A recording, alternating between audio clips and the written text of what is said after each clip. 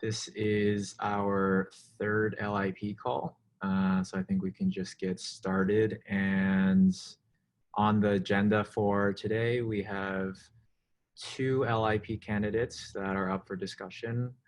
One, it has a formal draft already, so this is LIP 25, the extensible governance contract, which Nico is championing. And we have a few sub-discussions listed in the agenda from last time.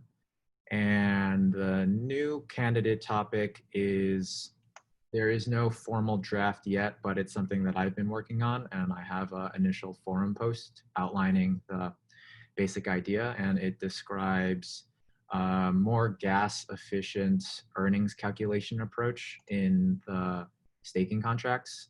The main idea being trying to reduce the transaction costs required for token holders to claim their inflationary rewards and their fees. So that's the second candidate that's on the agenda, and then we'll wrap up with an open discussion period for 5 to 10 minutes. So to kick things off, I think we can just start off with LIP 25, the extensible governance contract.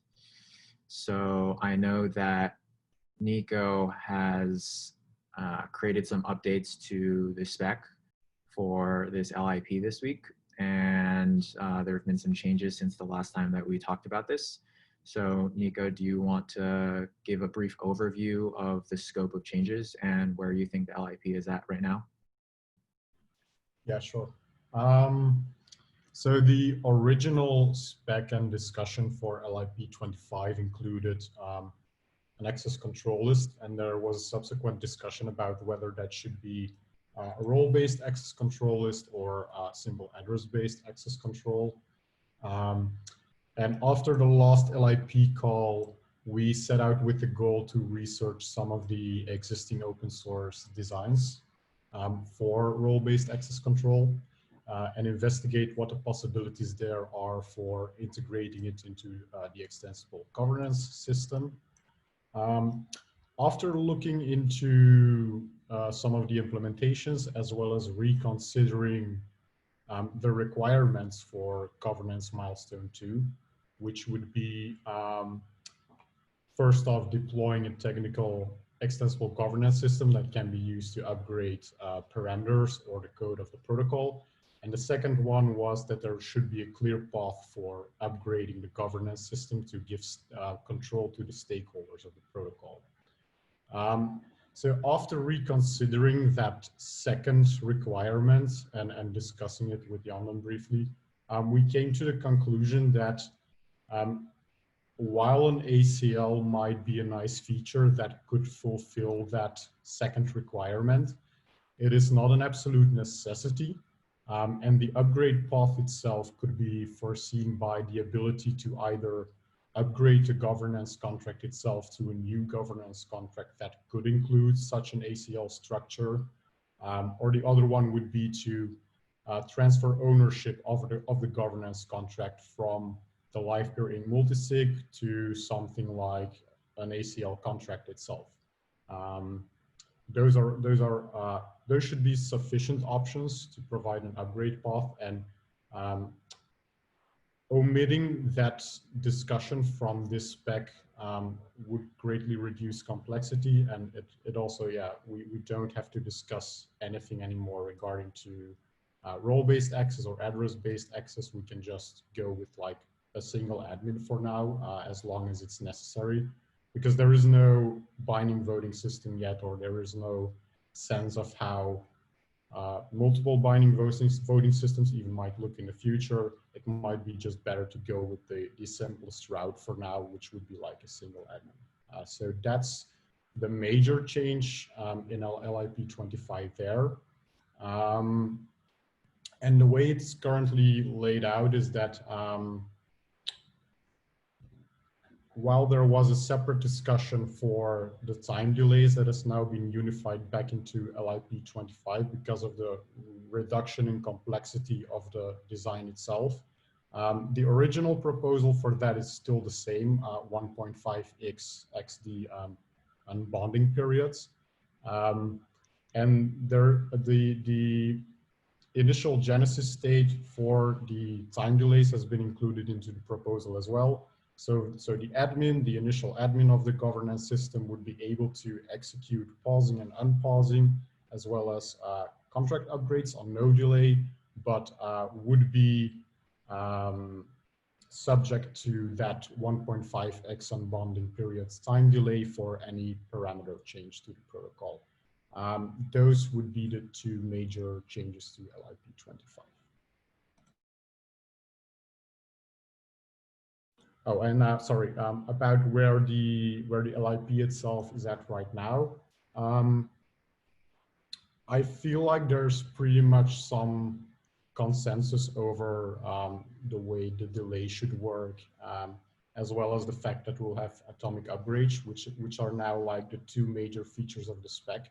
So I don't think there's much contention over that. Perhaps there might be some discussion over the delay parameter, although I feel like the current value should be sufficient, and any change to that can go through the governance process.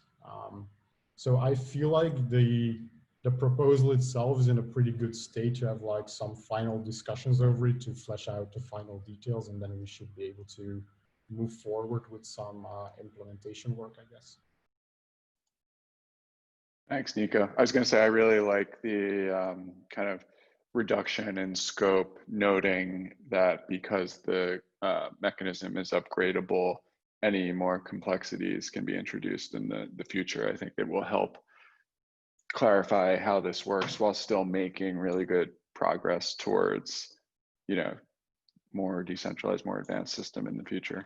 And I think the only open question I had was just around, it just feels a little arbitrary. I don't think it's bad, and it's probably correct, but it feels a little arbitrary that like the delay only applies to parameter updates, but you're basically leaving the multi-sig with permission to do instant code updates plus pause on pause. Any like rationale behind that split? Yeah, the main idea behind is that we could still do bug fixes and pause the protocol whenever there's a bug discovered when user funds are at risk. I discussed possibility of a security console-like thing with Jan briefly as well, but it seemed that that would increase the complexity again, and it would be like something in the middle between role-based access and like a single admin. And it would serve the need purely to allow for bug fixing on no delays and then pausing on no delay, but then doing contract upgrades itself that aren't related to any bug fixes on a delay. But it felt like that would add a lot of complexity for just that single benefit. So I kind of left that out of the discussion for now. Cool. Yeah, I do think it's worth noting that I definitely understand the desire to reduce complexity, but the fact that there's a delay for parameter updates, but there's not a delay for contract upgrades feels a little weird, simply because a contract upgrade is strictly more powerful than a parameter update, in that in theory you can do anything you want with a contract upgrade versus a parameter update where the scope is limited to changing a single storage value in the contract. So just wanted to voice that, and yeah, curious what other people think about that, because from that point of view, it feels like you would want more restrictions on the ability to do contract upgrades, given that it's strictly more powerful than parameter updates. But then the trade-off is that you use contract upgrades you use that functionality for like regularly scheduled upgrades, but you might also need that functionality for a bug fix. The alternative is, if you have a delay on the contract upgrade, but the downside there is that if there is a bug fix, then your only option is to pause everything. And then for however long that pause is in place, like nothing in the contracts will work until that contract upgrade is executed. So there is like a trade-off to be made there. So I'm curious what other people think about that. Is there any sort of like middle ground where there could be, so you could enable putting a like optional delay on contract upgrades through this mechanism, and the convention could be that it applies for like proposals that are passed via the voting system, like that's like the part of the social contract, whereas the the bug fix mechanism could bypass that, and it's again just enforced by the social contract until there's a formal security council or whatever updated bug fix mechanism exists in the future. Right. So would this look like would this look something like when you stage an update, you you specify whether there should be a delay or not, and it's by social convention that most of the time you should specify that there should be a delay.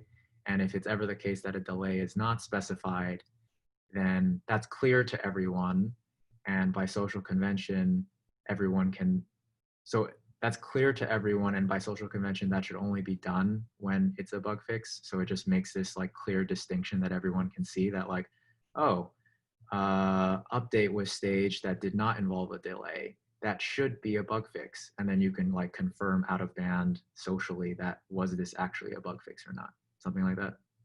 That's one option. Another would be just separate the methods.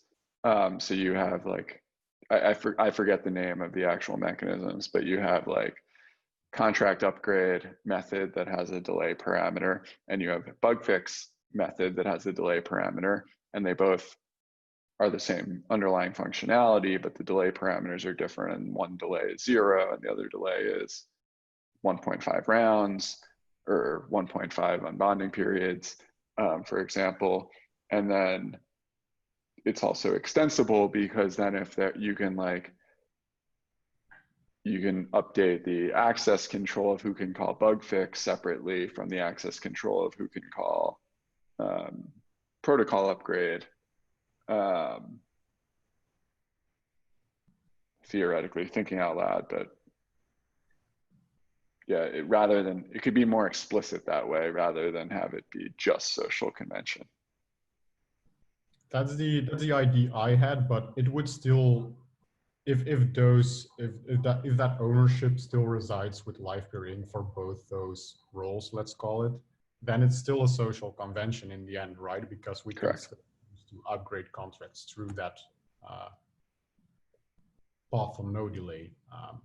So that doesn't change the social convention feature of that. So I'm wondering, should that be explicit in the code, or should that be implicit because it's just like socially enforced anyway?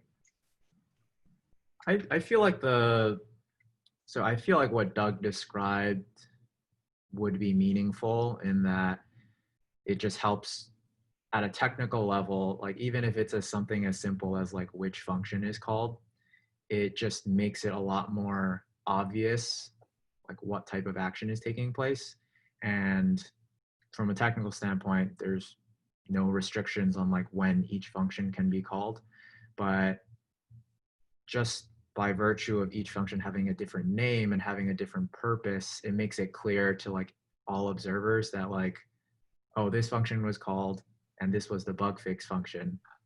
This better actually be a bug fix. And that feels like it would make it a little more clear to people than in a scenario where you just had a single function that you used for doing the contract upgrade. And it's like hard to make that distinction as a third-party observer of like whether this was supposed to be a bug fix or whether this was supposed to be regularly scheduled contract upgrade. You're muted, Nico. The same could be achieved with that delay parameter, no? If you add that as an argument to the function, because in essence, a bug fix would only a bug fix would have the pattern pause, change the address, unpause. A regular contract upgrade would just have the pattern of change the address because there's no real pausing needed, right?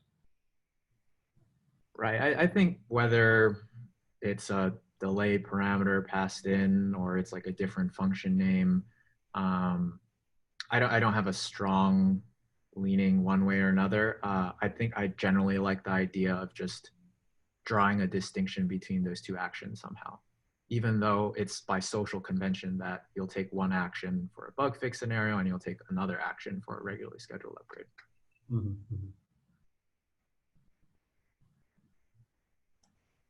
Yeah, so I guess we agree that it would be a good idea to at least have some social enforcement around what's a bug fix and what's a contract upgrade, and then to incorporate that into the design, right? Yeah, I think as long as like, yeah, the community knows the rules of the game essentially and can observe that the, core team multi-sig acted by the rules of the game. We haven't broken the social contract. There's no lack of trust. If it's hard to observe that, or it's impossible to observe that or draw a distinction, then that's problematic.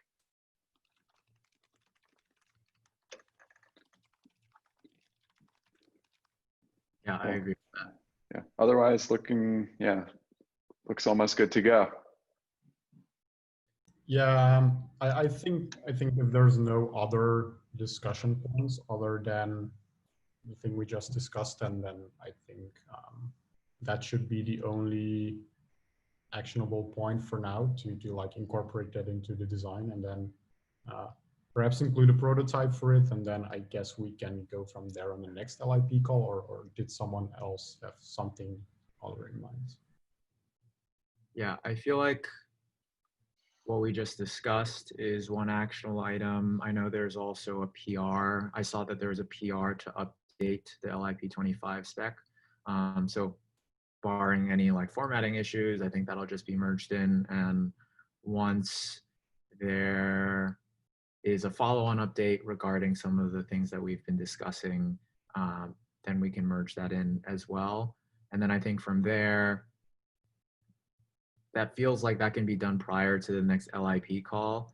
And then maybe around the time of the next LIP call, it seems like it could be feasible to try to get this LIP into last call, like try to update the spec,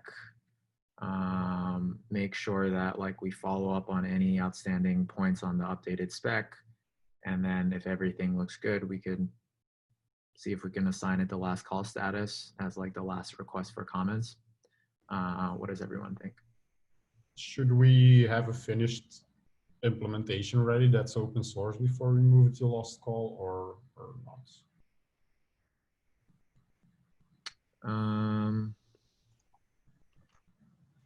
I think we probably should. Yeah, I agree. I think we should as well. Just because it's like such a critical part of the governance system, it might be interesting to just have that readily available, or just in general as like for the LIP process, like if you move an LIP to last call that includes like a feature that needs to be coded up, you should include the code for it when you move it to last call. Yeah, I think in this case, it makes sense for, I think it does make sense for implementation to be ready for the LIP when we move it to last call. I'm a little hesitant to like make the blanket statement that all LIPs that move into the last call need to have an implementation ready. Maybe I need to think a little more about that, but I think for the purposes of this LIP, I agree that I think it could be helpful to have that implementation ready before we try moving it into last call.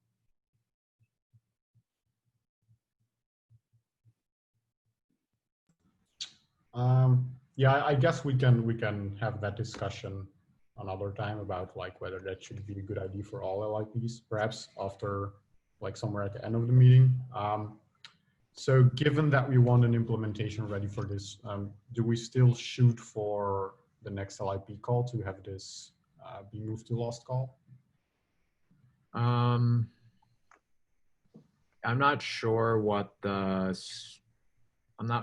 scope of the implementation looks like. It seems to me that like a lot of it is done within the prototype, and it should just require a few changes to accommodate some of the points that we've discussed.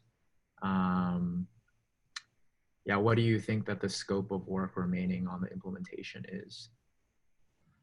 I think your assessment is fair. I think the prototype does convey a lot of the logic that needs to be implemented. It's not secure, it's not optimized for gas or anything. So yeah, changing the prototype should definitely be feasible. Getting it through an entire review process, however, might not happen before the next LIP call. So I guess we might have the PR out by then, but it might not be like mergeable or reviewed by then. I was just going to add, I don't think we have to time box these things by like LIP call to LIP call. Like it's almost the implementation and the process of submitting the PR to move it to last call is independent of when an LIP call happens to be scheduled. I think it's more of a engineering planning and prioritization exercise just for you guys to determine when you can get to it and get through it. I think that timeline feels right though. Like if we can, have a candidate implementation, have it in last call in the next, week or two, that's probably feels about right. Yeah, I wasn't like saying that we should necessarily like have the implementation be in sync with LIPs, but it might be good to at least like think about a synergy between the two, so that like if we finish an implementation like the day after an LIP call, that maybe we should push to finish it the day before so that we can still discuss it during the LIP call instead of having to wait for another 2 weeks. That was kind of the idea, but yeah, I think 2 weeks should definitely be doable to move this to, or to at least have the prototype ready and be able to discuss it and potentially move this to last call in 2 weeks. Yeah, I agree with Doug that I don't think we need to make the LIP calls like deadlines for implementation related tasks. Although I think they can serve as like a helpful point in time to orient around. Although it doesn't have to be like a strict deadline. I think they're more like useful check-in points to get feedback on design related things. But ultimately, if it has to do with like how something is implemented, I think those discussions should be taking place on GitHub and outside of the call. I'm not sure if the call itself is a good place to be talking about like how individual lines of code are written. But it's like a helpful point in time to just say that like, oh, we want to like try to like finish X, Y, and Z around that time. Cool. So I feel like we're about to move on from this topic, and I was going to suggest an interruption to our regularly scheduled agenda and maybe bump up some of that last 5-10 minute open discussion, because Victor from Bison just said he wanted to like join for a few minutes to talk about a proposal that he's considering making. If you guys are okay with that, I'll send him the link and he'll jump in for a few minutes. Sure. Cool. We can, I just dropped him the link. We'll see if he joins in the next 30 seconds or not, but if not, we'll press on as regularly scheduled and see when he pops in.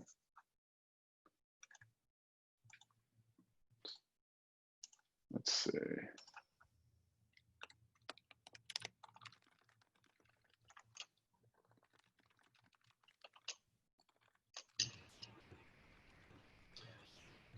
Victor, Hello, friends. hello, welcome.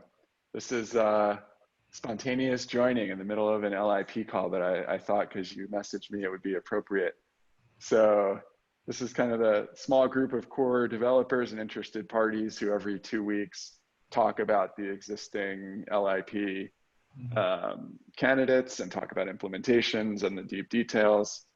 We have an agenda for existing things. Victor is preparing to consider sharing a proposal and is writing up a draft. And so we save a few minutes at the end, just to have like open discussion around it and maybe put it on the agenda for deeper discussion like next call. So I thought maybe you'd want to just share what you were thinking about and what Yeah, for this group. yeah, for sure. I think like the one like preface to this is that I'm like just wrote it up. I'm circulating it internally. No guarantees that this is the one that we'll be going forward with, or any of that stuff. But yeah, I mean, something that I was thinking about that came out of the call that we had a couple of weeks ago about the inflation parameter is actually submitting a proposal to update, the live peer monetary policy to account for like the network realities that we're seeing, just around like, inflation still subsidizing miners. There's not a ton of usage, although we expect for it to start ramping up in like the near to midterm future. And so the proposal that I would like to put forward is to change how slowly the inflation is decreasing. And so if it currently has a value of 3 or like 0.0003 per round, to change that to 1. So essentially slow down the rate of decrease by about 2/3. To me, it just seems like the smallest, like the really minimum viable change, in that it's like it like stays true to the monetary policy. It like stays true to a lot of the promises that have been made and that people assume about live fear. While at the same time it like extends the runway a little bit over which that subsidy can persist by a further 2 years. I think that like taking the time to implement a longer term solution now is like really not the right move. And the reason I think that is because the people that we want to be using the network aren't here yet. And those are the people that we need to optimize monetary policy for if we do make any changes. And so specifically that means like, demand side and supply side enterprises and like real scale businesses that are, either supporting it or building on it and using it.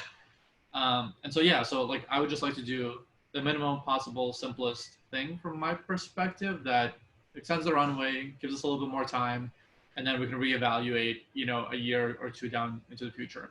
And probably the last thing is I wanted, slow down by 66% instead of 33% or some other value. And that things take a long time. And I'd rather not have this discussion again in 6 months if it's like, Awesome. Thanks. Yeah. Thanks for hopping in and sharing that very well spoken overview when I put you on the spot right there. Cool. So the current status of where this is at is, I guess Victor just shared me a draft document, which is basically, kind of the background groundwork for, proposing this as an LIP. I think what we could do, if you're comfortable, I'll share it like with this group and people could maybe give comments or adjust format or whatever to make sure it looks like it would, kind of fit the requirements of a real IP. And whenever you're ready, you could propose it formally. It goes through, it's just a draft at that point. It's an issue for discussion. So it can go through discussion and then we can discuss it on these calls in more detail. And then we can move it through the process from draft to last call to propose, then have a poll if you champion it through to that point with enough support. Yeah, maybe give me like 1 or 2 days just for some of our internal folks to comment. And then after that, I'll happy to share it out more publicly with this group and also like, with the broader audience and community. Awesome. Cool. So not to hijack this whole call on this topic because we had some other agenda items, but maybe for 3 or 4 more minutes, if anyone wants to give Victor any initial feedback or comments, we could spend a couple minutes on it.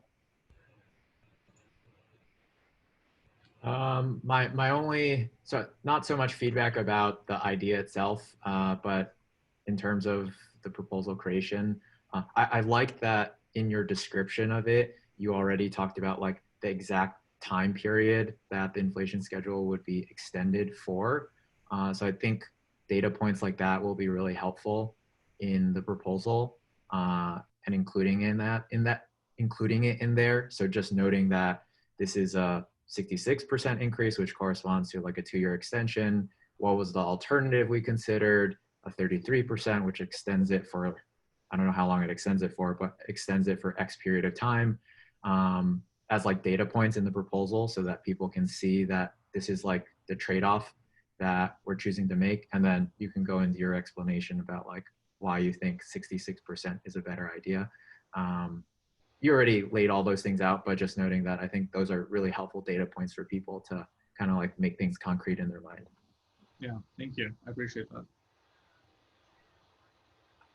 It's also going to be, I don't know if contentious is the right word, but it's like a big important topic that people are going to have different opinions on. So, you know, you'll think about how to approach it in a way that's welcoming for everyone in the community to participate and weigh in. On the other hand, what's interesting about this is every day that this proposal like doesn't get executed, it actually like minimizes the effect of changing this parameter. So what may be 2 years may shrink down to a year by the time, you know, it gets proposed, if that's 3 months from now, or accepted if that's 3 or 4 months from now. So yeah, it might be interesting to actually have some sort of, you know, time frames in mind for when this could get enacted by and what kind of effect it would have, as well. Yeah. Yeah, on that, related to that, I guess that's a good point. Maybe it'd be helpful to just make a note that like if this was enacted by August, then the runway would be extended by this. If this was enacted not until December, then the runway would only be extended like this.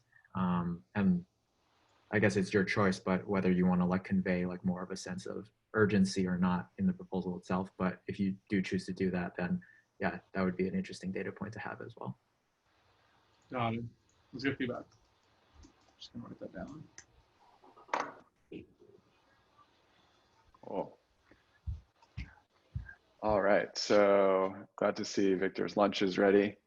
And I guess we can move on to our next topic. And Victor, thanks for dropping in. You're welcome to stay and listen in, but if you want to enjoy that lunch, we won't blame you if you hop off either. So all good. I'm actually gonna take some notes on the feedback and incorporate it. Then I'll enjoy my lunch. But yeah, I'm gonna drop off and get this done. Cool. All right. Thanks for joining. Bye. Cool. We can probably move on to the next topic then, unless anyone has any remaining thoughts. Cool. So all right, so we talked about LIP 25. We talked a little bit about Victor's new proposal that he's working on, and the other LIP candidate listed in the agenda today was titled a gas efficient earnings calculation approach. And this is something that I've been working on a little bit in my free time. And it's, I think it's getting to the point where it might be ready to become a draft LIP soon. There's still a few more details to be worked out, but at the moment, in the agenda, I've linked to the forum post that I created, and the basic idea of the design is that, as background, we have a pretty expensive earnings claiming process within the live peer staking contract right now. And the reason it's expensive is that each round that elapses, an orchestrator collects a certain amount of rewards and a certain amount of fees. And the earnings claiming process basically requires you to go through each round in the contract and collect your share of the rewards and fees for that round. So from a Ethereum smart contract perspective, This is expensive because we have to loop through a bunch of contract storage in order to make this calculation. So as the number of rounds increases, the transaction cost for claiming your reward shares and fee shares becomes more expensive as well. And I think in the past, this was not something that, it was definitely not ideal, but it was not something that was front of mind because gas prices are fairly low. But as gas prices have increased, it becomes more and more in your face how expensive it is to claim your earnings. And I think the other reason why this is something that's important to consider and address in sooner rather than later is that as inflation decreases as well, the amount of rewards that you're actually claiming is going to decrease. So the actual incentive for you to claim your earnings is going to decrease as well, because if the transaction cost ends up being greater than the cumulative reward and fee shares that you could possibly claim, if that's greater than that, then we don't ever want to reach that point, because then that means that there's basically a certain minimum reward and fees that you need to earn on the network before you can even like make it worth it for you to claim them. So I think it's very useful to think about how we can decrease the cost of going through this process. And in the forum post, I just tried working through some math of the earnings claiming process to try to see, like, is the way that we're doing the calculation in the contract the most efficient way that we could be doing it? And my conclusion was that the way that we're doing it right now is not the most efficient way we could be doing it, because from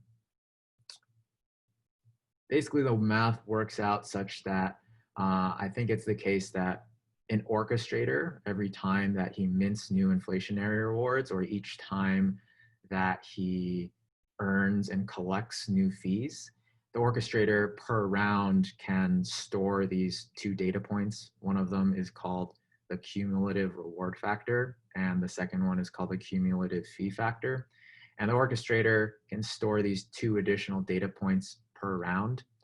And the math works out such that as a delegator that's delegated to that orchestrator, I can calculate the amount of reward shares and fee shares I've earned starting from round A going through round B, simply by reading those data points from round A and the data points from round B, and then performing a calculation. And that should give you the same results that you would have gotten if you had calculated it by iterating through each round and summing up the reward shares and fee shares.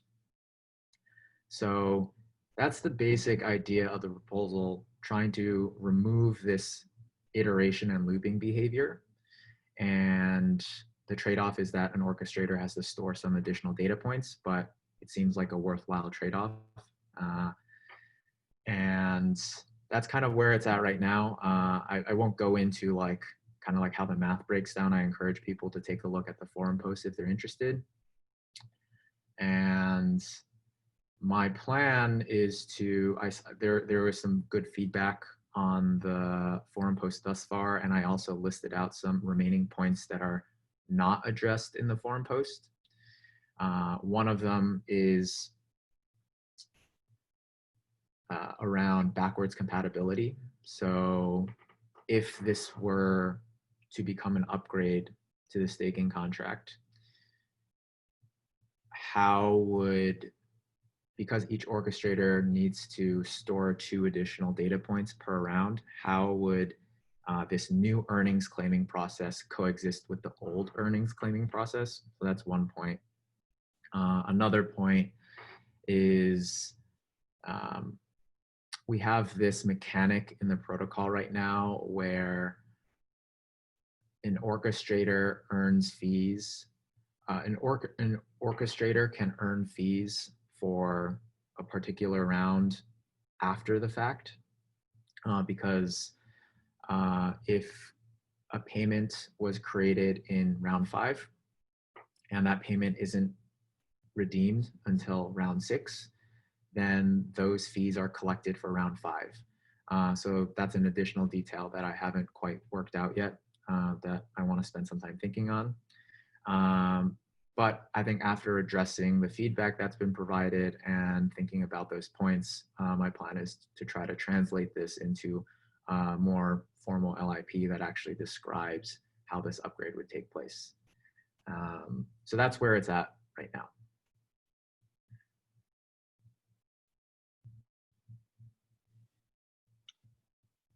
Yeah, I'm as someone who is really close to the staking, building the staking interface experience. I'm really excited about this, not just because it'll reduce costs associated with claiming and staking dramatically, but also just like I think it'll reduce a lot of friction when it comes to like, why do I have to claim in the first place? And if I don't claim, is that bad?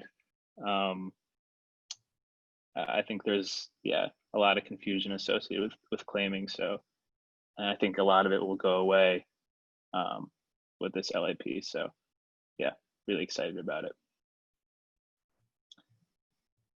And then I think also actually another interesting property is that indexing. So currently there's this weird quirk where if you claim your rewards, everyone in the pool you're in, all the delegators in the same pool as you, their pending stake changes like ever so slightly due to a weird quirk with the EVM. And I think that goes away too with this LIP, which is good because it means we don't have to like re-index everyone's pending stake at any time someone claims their earnings. So yeah, really excited about this. There's one question I had was if changing reward shares and fee cuts along the way was accounted for in the design. So this isn't described in the forum post, but I did think about that a little bit. And I think one way to account for that is to take the reward cut when the inflationary rewards are minted and take the fee share when a payment is redeemed, so that before you even do these calculations, the portion that the orchestrator is entitled to is taken out. So the remaining portion, you just have to worry about distributing it to the orchestrator's delegators. That's as far as I thought. I think something like that could work, but can elaborate it more in writing outside of this call. Cool. Yeah, I mean, pushing this forward would be great. Our community would really appreciate it. So yeah, I mean, I think it again depends on prioritization and timelines and whatnot. But if you're feeling like the open problems get solved, then I don't see a lot of opposition to pushing forward with this sort of update. I think it would be something the community would be happy to vote in favor of. Yeah, I was gonna spend some time thinking about some of these remaining points. One thing that I didn't mention that I'm curious to hear what people think is, so right now, the current earnings claiming process, it's designed such that if a delegator delegates away from an orchestrator before that orchestrator collects its rewards or fees for that round, in that case, the delegator loses out on its shares of those rewards and fees for that round because the delegator has essentially left the orchestrator already. And we address that situation by distributing those reward shares and fee shares amongst the rest of the delegators that are still delegated to that orchestrator. Basically saying that if you leave the orchestrator before the rewards and fees come in, then your share of the rewards and fees goes to everybody else. And that is something that I have not addressed in the forum post right now. And I suspect it will be the case that if we want to preserve that behavior, it might make this a little more complex and it'll require a little additional work. Need to do some exploration to determine what the actual scope of it is. But I just think that that's worth noting, that if we want to preserve that existing behavior where a delegator's reward shares and fee shares are distributed amongst everybody that sticks with the orchestrator, that some additional work is involved. And then the alternative is not to do that, and those reward shares and fee shares are basically, they don't go to anyone. They are just permanently unaccounted for. So yeah, I guess I'm curious to hear anyone's like immediate reaction about like those two options. So the first one being distributing reward shares and fee shares to remaining delegators versus just leaving a reward shares and fee shares unaccounted for. What if they just went to the orchestrator as a third option? What if they just go to the orchestrator? I think, yeah, that could be an option as well. I'm not sure if that would require like any special considerations implementation wise, but yeah, that's another option as well.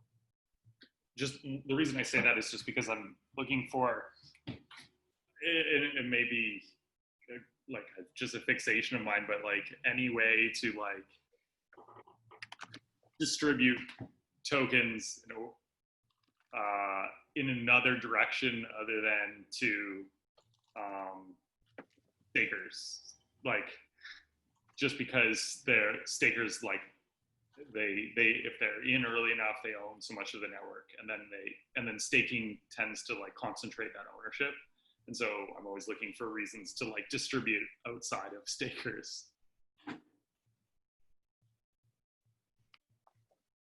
Right, like along those lines, this would open up something like the governed community pool, or something like that, where it's just there's this extra tokens that don't theoretically belong to anyone, that could be diverted, whether it's to the orchestrator or to a community pool or burned or what have you. I think that's the question. Yeah, that's even better. Like I think that would be even better, because I have more faith in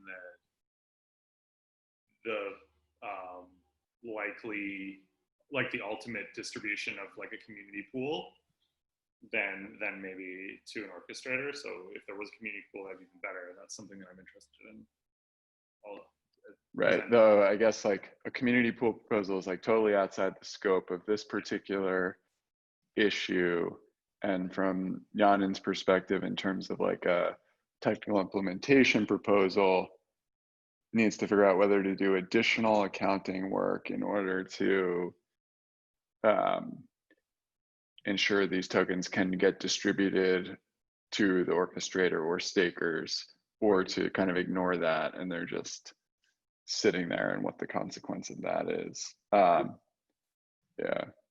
Could you create, could you create an account where tokens like these just go, and then in the future that there could be a proposal to turn that account into a community pool? Yeah, that could be a nice way to separate out the notion of a community pool from this proposal while still maintaining the option to have a community pool. I like that. Yeah, so these additional options that people have voiced are actually quite helpful. I hadn't thought about giving the reward the extra rewards and fees to an orchestrator or a community pool or to any other entity for that matter. I guess what would be helpful is, as a takeaway for me, is to outside of considering whether like it's desirable like from an ecosystem standpoint to give it to the orchestrator or to give it to a community pool, I can take a look at the implementation requirements for each option to get a sense of like what the implementation cost trade-off there is, to see if like, oh, is the community pool option or is the designated account option, if you will, is that something that can be easily done without too much additional accounting, or would it require a lot more accounting? And then we can take that into consideration when we evaluate each of these options, in addition to whether it's desirable for the ecosystem. Yeah, I think the other thing to consider is like, it's actually going to be kind of rare for a delegator to, I think it would be kind of rare for a delegator to claim their rewards before move their stake before their orchestrator claims their rewards. So yeah, if the implementation cost is really high, I'm not it maybe we're just better off like essentially not doing anything with those tokens and like consider them burned.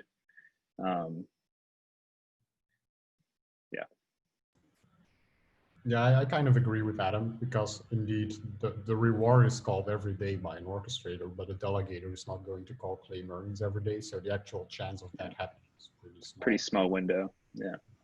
So, and even then, like the orchestrator nodes do call reward when the round is initialized. So that makes the window even smaller.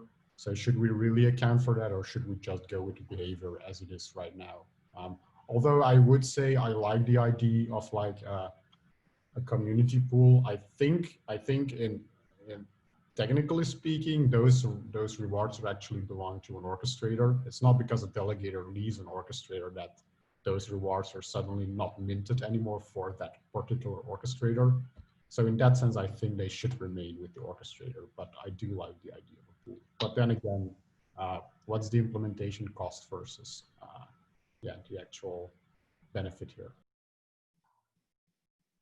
Yeah, I think if it were the case that our starting point was that we were already not doing anything with those extra rewards and fees, I might be more inclined to just stick with the status quo.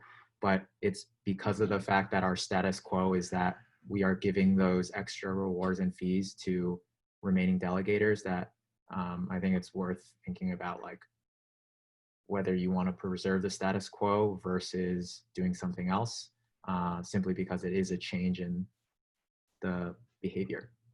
I don't think it's important to preserve the status quo, because nowhere is there I don't know, expectation that you are entitled to these additional rewards just based on the timing of when people like leave or unbond or what have you. So I don't think it's breaking any expectation to change that. Yeah. So I guess it's just a matter of being like, what do you do? Like if we're not gonna, there's an intermediary, right? Where so you either preserve the status quo and whatever's involved in implementing that, or you do something new, which could be, could involve overhead, like that may not actually be worth it because the amount of tokens that are being redirected don't really warrant that, the value of those tokens. And then maybe there's something in between where it's just not accounted for, or it's just destroyed or whatever. Well, I think part of the point is to preserve the status quo is likely the thing that's additional work. Is that right, Yana? Probably, yeah. Right. So it's additional work to preserve the status quo. It is no work to change the status quo to these coins being like permanently lost, right? And I then the in between thing, which might be just as much work as preserving the status quo, is like the coins go somewhere else. Yeah, I think the way I ranked it was the in-between thing being on the scale of work. Yeah. Or not in between. Yeah. I don't know what. Anyway, yeah. Yeah. But we're on the same page. I am. Yeah. By the way, quick question, Yanin. In the status quo, this pool of coins aren't just sitting somewhere that's clearly identifiable as to that they're in this pool, right? Like the balance of the unclaimed tokens are not sitting separately from like all the other tokens that are in the minter that are staked, right? It's not like we can identify the total pool of lost token that could then be used later via some smart contract upgrade. uh, I guess currently there are no lost tokens, so it's not the right question. yeah, it's hard to say because technically right now the only time that there would be, it's basically right now, as long as there's one delegator still remaining with an orchestrator, if everyone moves their stake away from that orchestrator and then the orchestrator calls reward, or the orchestrator redeems it and earns some fees for that round, basically all of those fees and reward shares would go to that delegator. So yeah, I'm not sure if there's an easy way to like identify what should be lost tokens or what should be unaccounted for tokens right now. I think that would be difficult. Yeah. Okay. Cool. All right, we're closing in on the hour, but I feel like there's some good takeaways for me from this discussion, which is we have a few additional options for what to do with these unaccounted for reward tokens and fee tokens. And the question is, what is the implementation cost for each of them? So I think after this call can try to evaluate that and can share back on the forum post. And then that's just one of the things that I think will help shape this into a more formal LIP. So I'll probably share on the forum post and then also in the community governance channel once some more of that analysis is ready. Okay, I hijacked the 5 to 10 minutes of discussion time with Victor's topic before. Did anyone have anything they wanted to surface for brief discussion or candidates for next call's agenda?